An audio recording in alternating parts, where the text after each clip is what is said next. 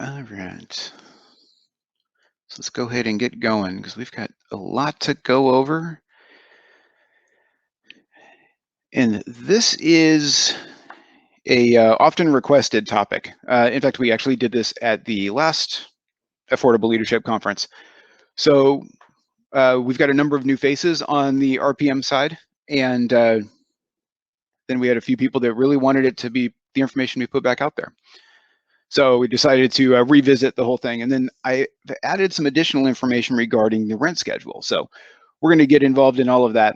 And last time, this, of course, was a live presentation. So we were able to have some back and forth and some communication. That's going to be a little more difficult in this aspect. But I do have the chat window open. So please get your questions in as we go. If you need me to go into more detail on something, or if we need to jump back and cover some stuff from earlier in the slides, especially once we get into the rent schedule, then just let me know and we will get it going. So, okay.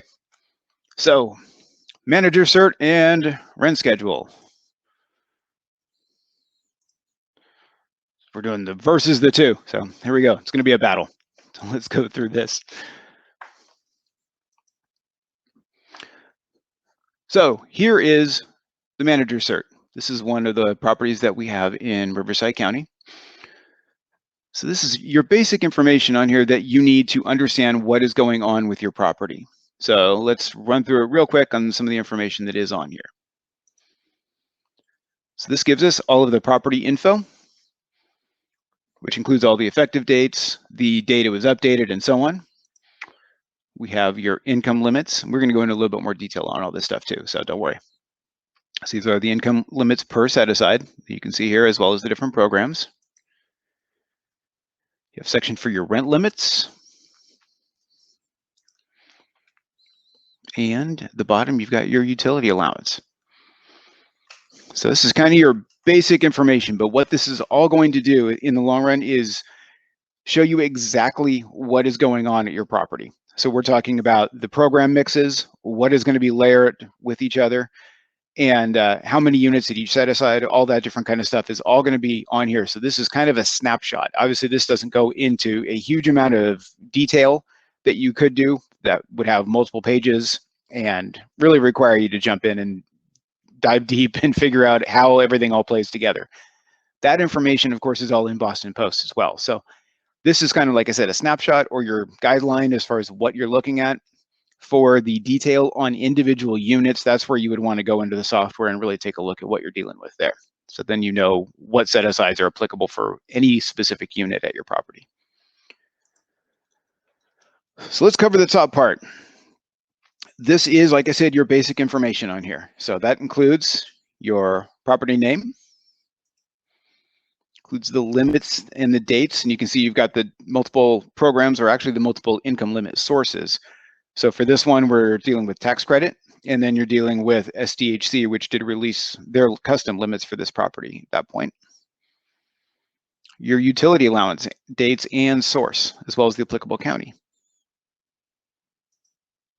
Covers the program list. So this particular one is tax credit, HTF, which is housing trust funds, your bond, and then also a redevelopment program.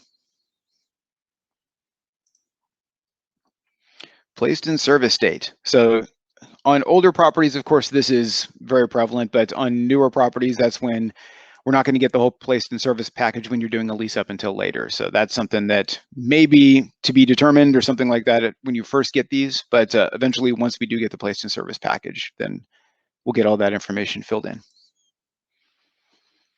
And gross rent floor election, if applicable. So most of the time, this is not even applicable these days because the limits have been increasing. This is something that is going to start coming probably into play over the next couple of years, with potentially the income limits going down and us having a different gross rent floor election. So that's something we're going to have to start paying attention to more. That is on, at least on newer properties, on new lease ups, we will get that information out so it's nice and clear as far as what sources, what year we're using for the income limits and so on. But that would be dealt with on a property by property basis. So your compliance analyst will get that information out as it's applicable. All right. So we're going to jump all the way to the bottom of the form because all the meat is in the middle on it. So it's like a sandwich. So the bottom of the form, we're going to cover the utility allowance. And this is all, of course, either determined by the actual property as far as what the managers and the regional maintenance team can see on the property and what we're actually dealing with. On new properties or on lease ups, a lot of the time we have to get this from the owners or the developers. So that gives us, they give us the information as far as what they're anticipating their property will have. Once we do get a lease up actually put together, so the or construction to the point where the manager can go on and actually get eyes on the unit and see what is going to be in place, then we'll get this updated at the time being. So like we just did have one that originally it was reported the cooking appliances were all going to be gas. Turned out they were electric, so we did have to make an adjustment at that point. But this will give you the full breakdown, what the residents pay, the type of utility, and the utility amount per item. We also may have a QAC or a HUD model utility allowance. Doesn't need a breakdown. We just put the flat amount on there, and that will all carry up to the rents at the top. All right, so let's get into the fun part. This is where it does get tricky because you start to have all the different programs and the different limits that all can compete with each other. So we're going to start with a nice easy one. We're looking at your basic LIHTC only property, one set aside.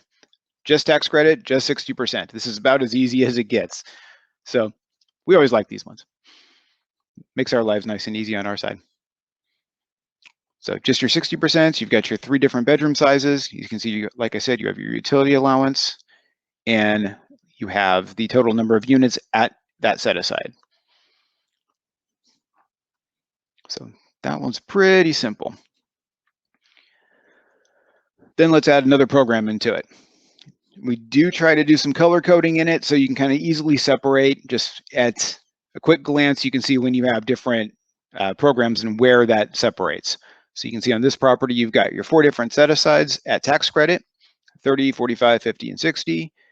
Then you have your city program here, which is 50 and 80%. So you've got your separation right there. And when we're going to jump down next to the rent limits, then you can see you have that same color separation, and you have your differential on the rent limits there too. So we're going to go into that more in a second. But you can also see the number of units that each program has at that set aside. So even though there's 16 units here at 50%, there's actually 25 set for the city, which actually in this situation incorporates all of the lower set asides. So all of on the 2 bedrooms, 30, 45, and 50 are all incorporated in that 25. So you can easily break down.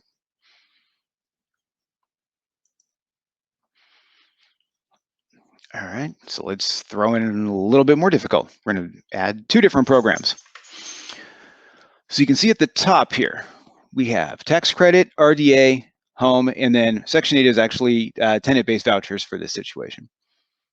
So for this program, as far as the income limits, the tax credit and the RDA are using the exact same income limits. So we were able to lump those together into one. And you do have, as you can see, that separation here, or the identifier here, tax credit and RDA. Then you have your home program, which is your low and your high, which is in this case using the 50 and the 80% on the income limits. But you have your limits listed here for that. These 2 programs combine. And then jumping down to the rent limits, you can see that's where the separation comes in here. So we've got our source and we've got our programs. Tax credit uses a different rent calculation than the RDA program for this one. So it is going to be a slight difference on the limits. You have 1 bedrooms, tax credit is going to be your most restrictive because it uses a 1.5 bedroom size calculation. We can go into how that all calculates out at some other point. I don't think we have enough time to get into it all here before the next presentation. So, but this uses 1.5. The RDA uses a bedroom size plus 1. So 2-person or 2-bedroom will use the 3-person. So you've got for 1 bedroom, the tax credit is actually the most restrictive. And so these are all identified by a bold and an underline on this. 2-bedroom, it all matches up actually. And that's kind of always the case with the 1.5 versus the +1 rent calculation. But then you can see on the 3-bedroom, the RDA actually takes over and is more restrictive than the tax credit. So in this case, for the 3-bedroom, that's the one that we're going to be using the rents on. So we can't exceed this. Just remember that you always have to restrict your property to, or limit your property to the most restrictive element of all of the programs on any given unit that you have. So we do try to break it all down here. Most of the time, the programs all play nice together. So you can see for this particular property, on your 1-bedrooms, your unit counts match up exactly on the tax credit and the RDA. And it's the same thing for all of the bedroom sizes. So it makes it nice and easy. You know that any given 1-bedroom that's a 45% tax credit should also be a 45% RDA. And then the home, because the home is not the entire property, that is then going to get mixed in throughout the property as long as we have our unit counts. And we will always have it set up and locked in place so that you're never going to be restricted, rent restricted by the home. So we're never going to put a home low in with a 30%, because then your home low is going to be, I'm sorry, we will have potentially a home low with a 30%. We will never put a home low with a 60%. There's those mistakes that Carrie was talking about. But we're going to be careful to make sure that we're always limiting or setting up the property so it's the least amount of restrictions to the rents as possible. We always want to maximize those rents on it. That's kind of where this all really comes into play, and we really have to pay attention to where it's all set.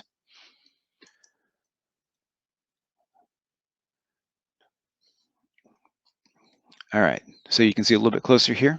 You've got this all set up, and same thing with the rents. We always have this little note section either next to it or we try to do it below it, and that's where you're going to have more of the details. And with the newer properties that we have, there's a lot more notes that are starting to come in because they're starting to have a lot more programs layered with it and a lot more restrictions, especially at the local level.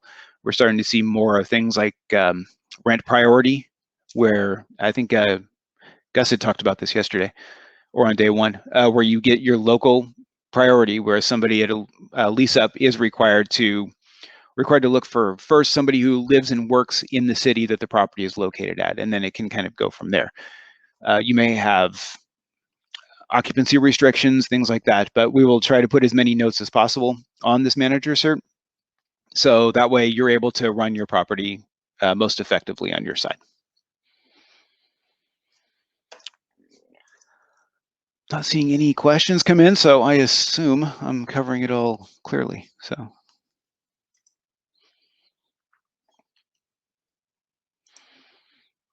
all right.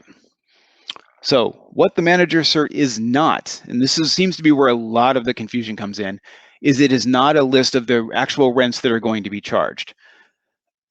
This misunderstanding has really come to light with this last year, well, 18 months, where we were not able to get any kind of a rent increase on our properties because of COVID. So we have on the manager cert all of our maximum rents listed. Of course, we weren't able to get max rents. We weren't able to get our 2020 rent increases that we would typically have. So for probably a majority of the properties, we are looking at always having maximum rents, or that's the goal anyway. And so most of the time on the rent schedule, you would have max rents, and therefore what is on the manager cert would match. Unfortunately, when we can't get our rent increases, that means everyone is going to be pretty much below market.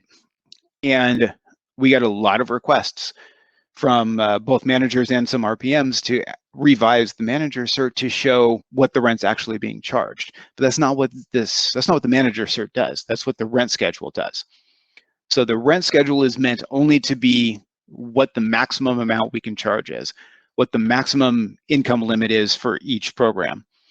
And so that way you can take a look at it and you can see that I have a 50% tax credit and a low home. Let's just say, for instance, if the home was a lower limit than the tax credit, then that limit on the 50% on the home low would be the most your resident can make, the most that household can make before they can move in. Same thing with the rents. If you have the most restrictive element on there, It could be the home, could be an RDA, regardless of what it is, that is the most that we're going to be able to charge. So we were getting a lot of questions of, this is not what I'm trying to rent. I want to show on my managers, I want to see on my managers cert exactly what I'm charging. So what the rent schedule does, though, is we take the information off of the manager cert, transition everything onto this form, and then this breaks down exactly what you're charging for each set-aside mix. So you can see on here,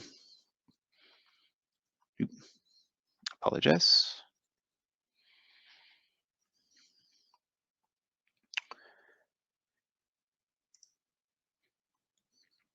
Your main body of the rent schedule is where all of your rents are going to be listed.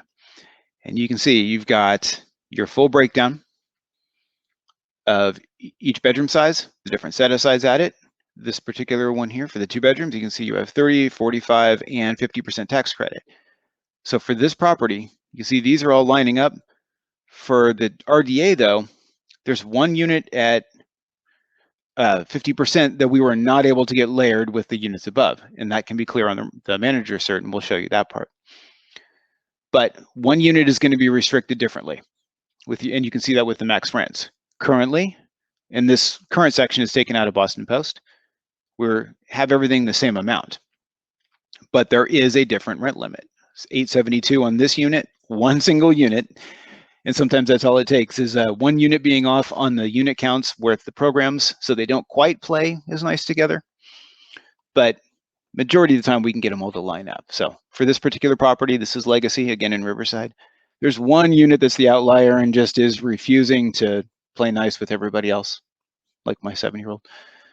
And that kind of throws everything off. And so you do have to be careful with this one unit that is going to be an outlier. You can see everything here has a potential of having your increase level here, 10% or above, but that one unit can only get an 8%.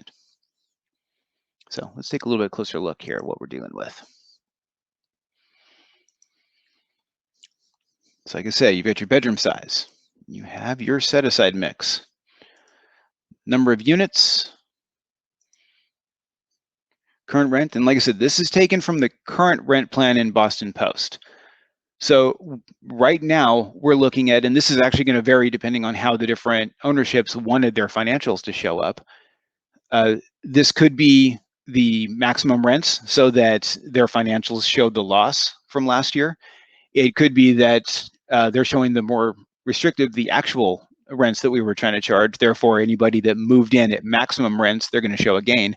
It's entirely on how the different owners want to deal with it.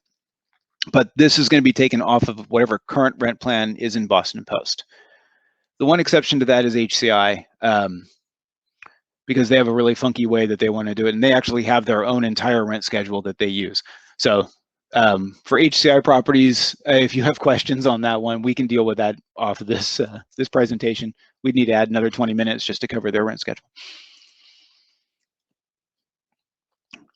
Now, this section here, the gross max, the utility allowance, and the net max are all going to be taken directly from the manager cert. So we're going to go over that in just a second. And then your new move-ins or new rents. So this is going to be your new move-in section. Ideally, your max rents here or your net rents in this section will match the max rents, because even last year we were trying to always rent new move-ins at maximum rents, unless you have a market that doesn't support it. I know we've got a few areas that we just cannot get max rents, especially at the higher set-asides. Even though we're creeping up there to get kind of closer to it, there's some areas we just can't do it. And then you've got your new rents. So this would be your resident renewals, your existing residents. And so your comment, Venus. Yeah. Okay. HCI's got to make sure they're different than everybody else. So, but this is the section where you're looking at, especially now, we're looking at residents, current residents that are whatever we're going to increase them to. Obviously, a lot of the areas we're not going to be able to do a full increase to the maximum rents this year. And so this is where we're going to see the adjustments, and the adjustments as far as not just that, but what your market will even bear. We obviously don't want to chase the residents off. All right, so let's look at one of these side by side. You have your rent schedule for this property on the top, and then the manager cert on the bottom. This is City Scene Apartments. So Casey, I know, is really familiar with this one. So you can see here we've got your 1 bedrooms with 50 and the 60%, and that matches up right here with on the 1 bedrooms for the rent schedule. It not only shows the dollar amounts, which for this property you can see everything lines up as far as the dollar figures, but we've got the breakdown on the set-asides. So 50% bond, tax credit bond, and the HTF. And then on the 60% also has the home layered with it. So we can see what programs are with this one, as well as the max rents and the max net.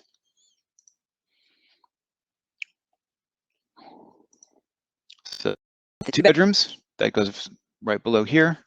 Again, everything matches up nicely. And then the 3 bedrooms, the bond is the most restrictive. You can see tax credit is $1,455. The bond maxes out at $1,395. So that's where you're going to see this down here. $1,395, $1,698. So we're going to leave tax credit behind. It is going to match up on here.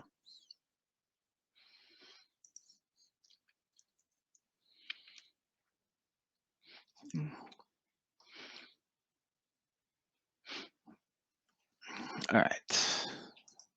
So I'm going to read a question from Rudy here real quick. It says, we used to get the rent schedules from the analysts for us to review and adjust rents as appropriate, approve, and then submit for implementation. Is this something that will change?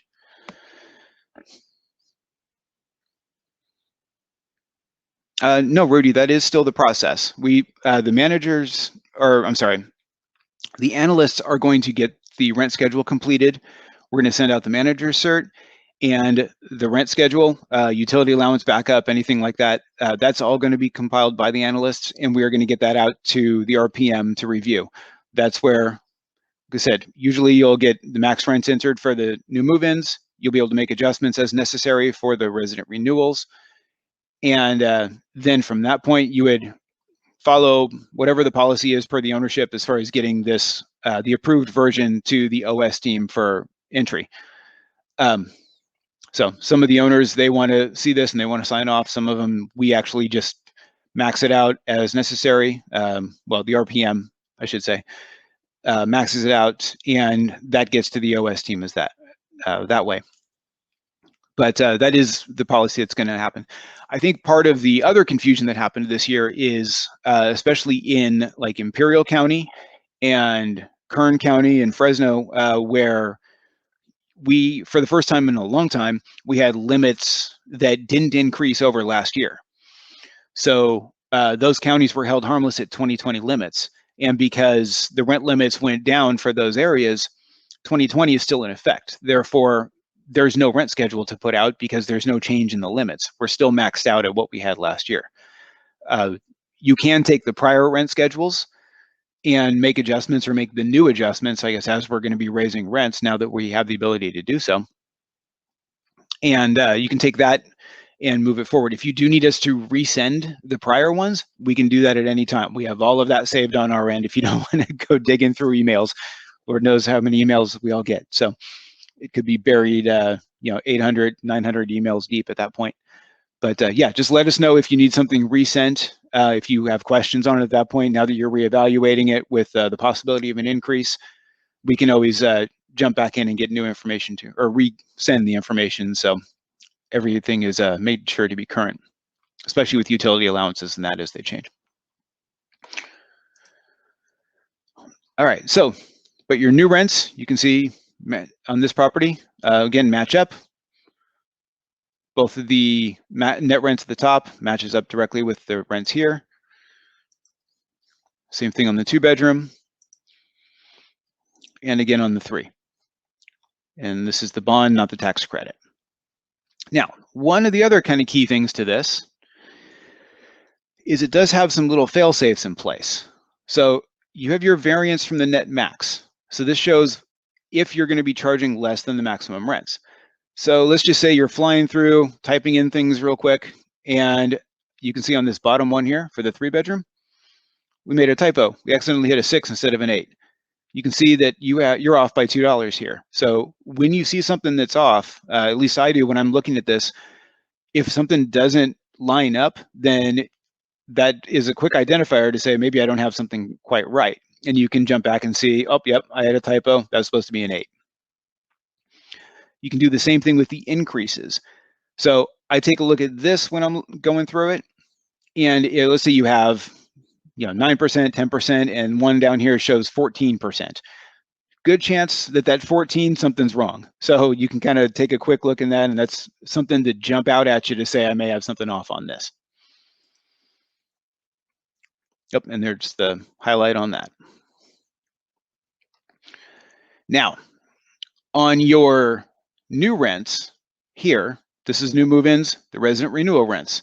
So let's say we're not going all the way to max. You can see you have a difference here between this, and even if it is only a little bit off, you're going to see a difference here, and it kind of everything lines up within a couple of dollars. So that's where you can play with it and get your percentages. If you're looking at a 5% increase across the board, you can mess around and get your 5% at that point. But this does give you, again, that little bit of a fail-safe.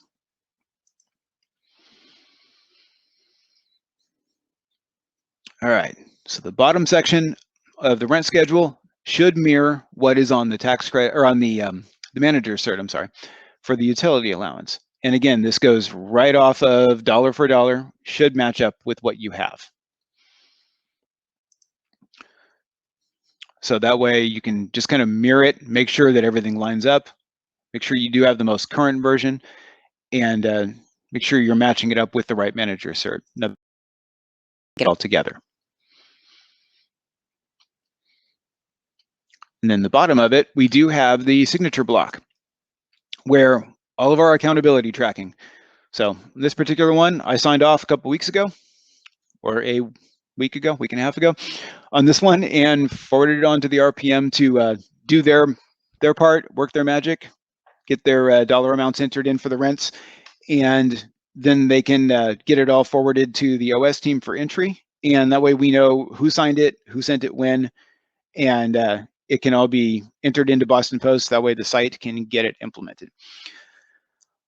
So that pretty much covers between the two and the differences between the two and how they kind of relate together.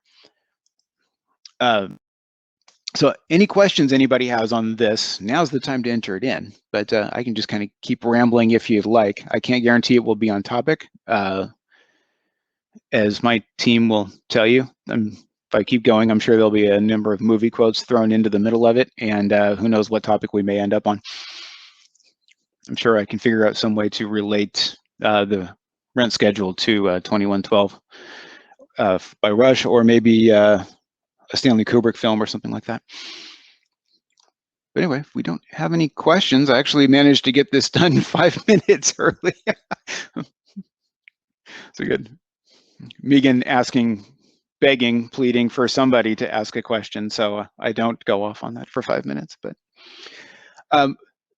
though really, let me actually back up here. Something did occur to me on this.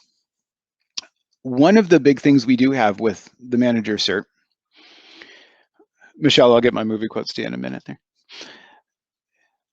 Not just the utility allowance, because we will send these out numerous times throughout the year as they do come out, because you will have the rent limits change. You will have utility allowances, things like that. But when we're looking at, especially, let's say, San Diego, when you have a property that has SDHC, this is where it kind of gets complicated, or not kind of, it can really get complicated, because SDHC typically releases their utility allowance right around April 1st, which just about lines up with when HUD releases their income limits. So you can see that there is potentially going to be an increase or a decrease at that time.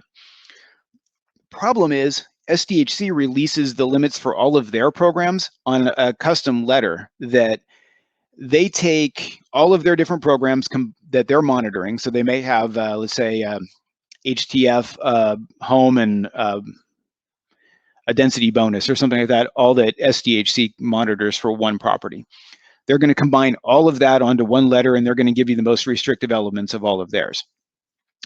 To complicate things further, SDHC tends to take the most restrictive of either a 1.5 rent calculation or a +1 rent calculation. So it isn't a direct correlation where we can just say, okay, we're taking this one limit and moving forward with it. And in Boston Post, that has to be a custom limit. BP cannot do that automatically. Problem is you have a utility allowance that has to be implemented within a 90-day period.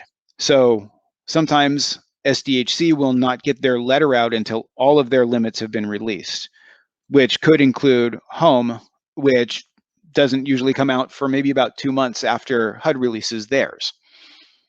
So it does provide this window where we can kind of see where it's going to go, but we don't have the exact limits. So you may want to try to hold on to as long as possible before implementing those limits. And it gets into a kind of a weird dance where you're trying to make sure you're not increasing rents only to have to decrease them again in about 30, 60 days.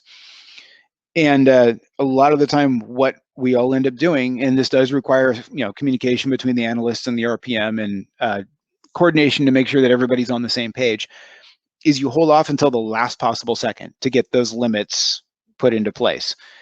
And like I said, it does prevent that flip-flopping on the rents going back and forth. And sometimes it just doesn't work. For example, right now in San Bernardino County, we're getting a bunch of the rent increases implemented on the properties there. And we just put that into place, but San Bernardino just released their new utility allowance for 10/1. And because we have 90 days, we have until January to implement those. And it's a pretty significant increase in the utility allowance. So we are going to go ahead and get the rents implemented. And then there's some units that are going to now get a decrease come January 1st.